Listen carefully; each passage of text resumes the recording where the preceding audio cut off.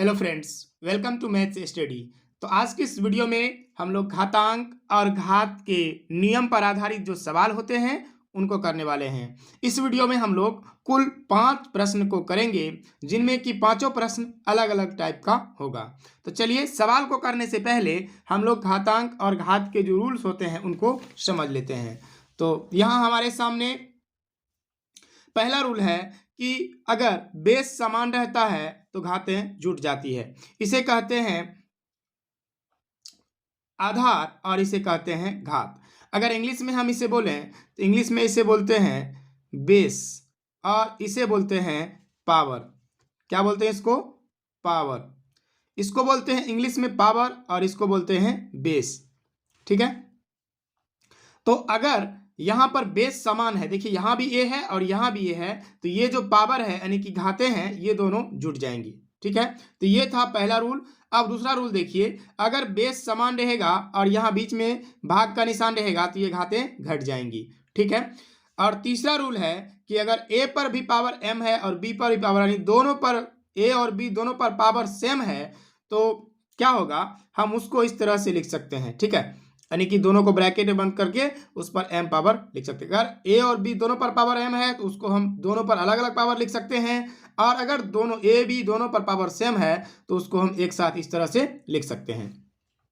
चलिए अब देखते हैं कि अगर a पर भी पावर m है और इस पर होल पावर n है, तो हम इन दोनों को आपस में गुना कर देते हैं, तो क्या हो जाता है, a पर पावर m n, यानी कि आपस में पावर गुना हो जाएगा। चलिए पांचवा रूल देखते हैं। पांचवा रूल क्या कहता है कि अगर a पर पावर m और b पर भी पावर m, तो हम इसको कुछ इस प्रकार से लिख सकते हैं। ठीक है, यानी कि बेस अलग अलग है, पावर समान है, तो ये जो पावर है ये दोनों, ये बेस जो है आपस में गुना हो जाएगा और पावर कुछ इस प्रकार से लिखा जाएगा। ठीक है, यहाँ पर देखिए अगर कोई भी नंबर है जिस पर पावर 0 है उसका मतलब 1 होता है।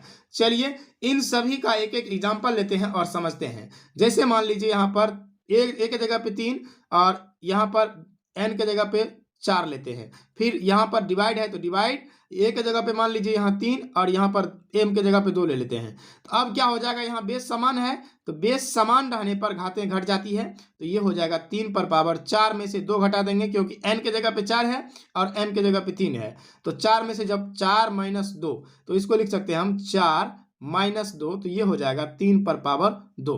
ठीक है, अगर इस तरह से यहाँ पर जो दिया हुआ है कि मान लीजिए a बराबर 2 और b बराबर 3 लेते हैं। ठीक है, इस पर अलग अलग यहाँ पर m है और यहाँ भी m है, जो यहाँ पावर होगा वही पावर यहाँ, मान लीजिए यहाँ पर 5 पावर है, यहाँ पर भी 5 है, तो हम इसको इस तरीके से भी लिख सकते हैं कि 2/3 और इस पर होल पावर 5। राइट, अब देखिए अगला रूल क्या है।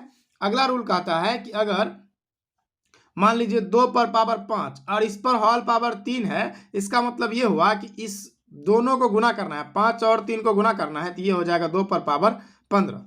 ठीक है, अब अगला रूल देखिए, अगर a बराबर हम 3 ले लेते हैं और m बराबर मान लीजिए 5 है, फिर गुना है तो गुना, b बराबर अलग संख्या कोई होगी 2 होगी, क्योंकि a और b दोनों अलग अलग संख्या है, लेकिन m क्या है, दोनों जगह सेम रहेगा, तो 5, बेस अलग अलग है पावर समान है, तो ये हो जाएगा 3 गुना 2 ऊपर होल पावर 5। इसको हम लिख सकते हैं 3 दूना 6 पर पावर 5। अगर यहाँ पर कोई ऐसा नंबर है जिस पर पावर 0 है, मान लीजिए 2 पर पावर 0 या 4 पर पावर 0 या 5 पर पावर 0, इसका मतलब एक ही होता है, सभी का मतलब क्या होगा, एक ही होगा। या एक मान लीजिए 105 पर पावर है 0, तो इसका भी वैल्यू कितना होगा, एक ही होगा। ठीक है, तो इन सभी रूल का हम लोग उपयोग करेंगे सवाल को सॉल्व करने में। ठीक है, तो चलिए सवाल को सॉल्व करते हैं। तो यहाँ पर हमारा पहला सवाल क्या है,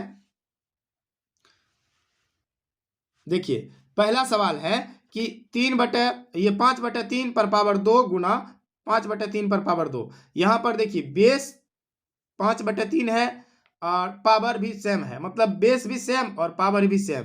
तो यहाँ पर हम दो फॉर्मूला का यूज कर सकते हैं। एक तो जब आधार समान रहता है तो पावर को जोड़ते हैं, तो एक काम करते हैं 5/3 को 5/3 लिखते हैं और पावर को आराम से जोड़ सकते हैं, 2 + 2, तो ये होगा 5/3 पर होल पावर 4।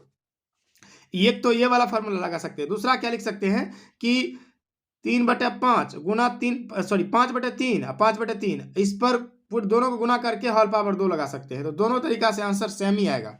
ठीक है, अब देखिए 2 नंबर का सवाल है कि 5/6 गुना 5/6, लेकिन यहाँ का पावर माइनस में है तो कोई बात नहीं है, तो बेस यहाँ पर समान है तो इसको लिख लेंगे हम 5/6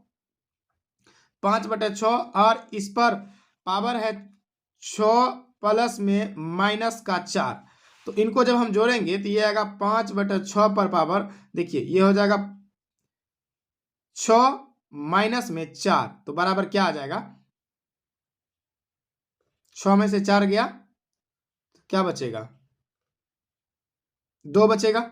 6 में से 4 घटेगा तो क्या बचेगा, 2, यानी कि 5/6 पर पावर 2।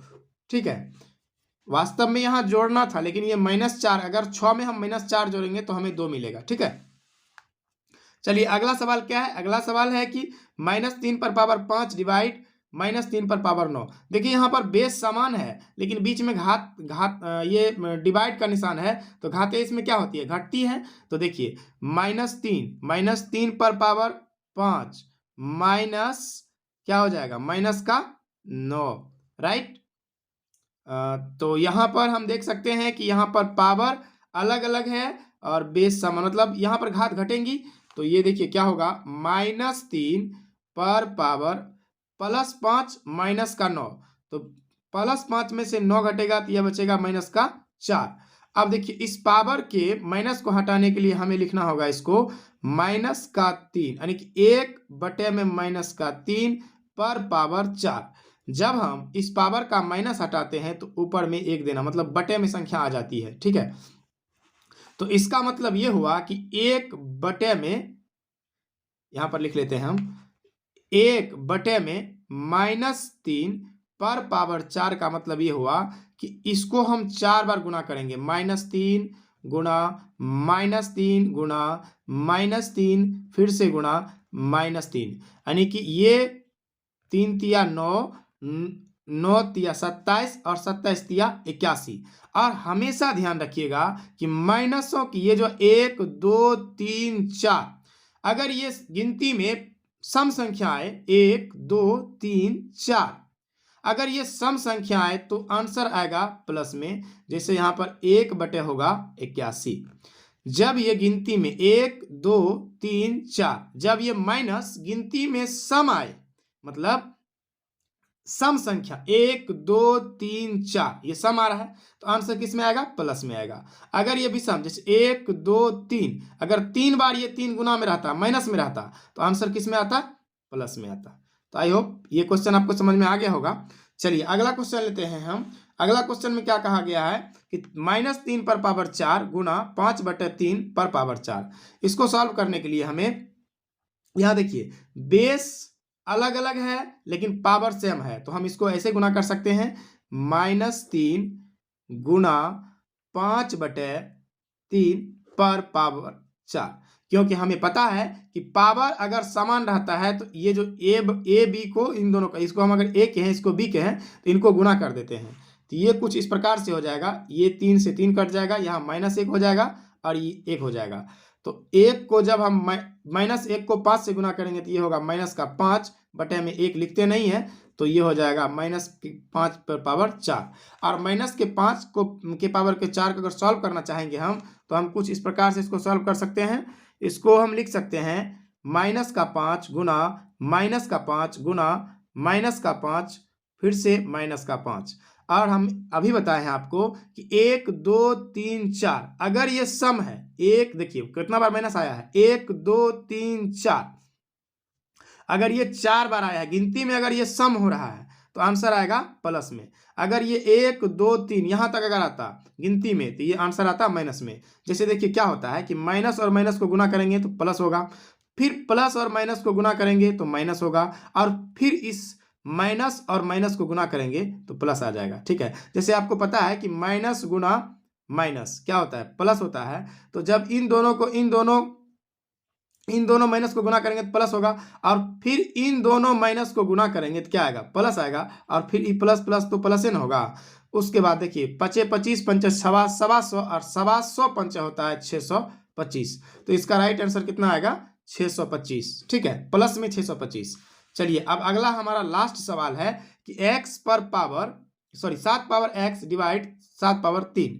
तो इस तरह के सवाल को करने के लिए हमें क्या करना होगा, देखिए यहाँ पर बेस समान है और बीच में डिवाइड का निशान है, तो घातें घटेंगी, तो इसको लिख सकते हैं हम 7 पर पावर x माइनस में 3 बराबर है 7 पर पावर 5।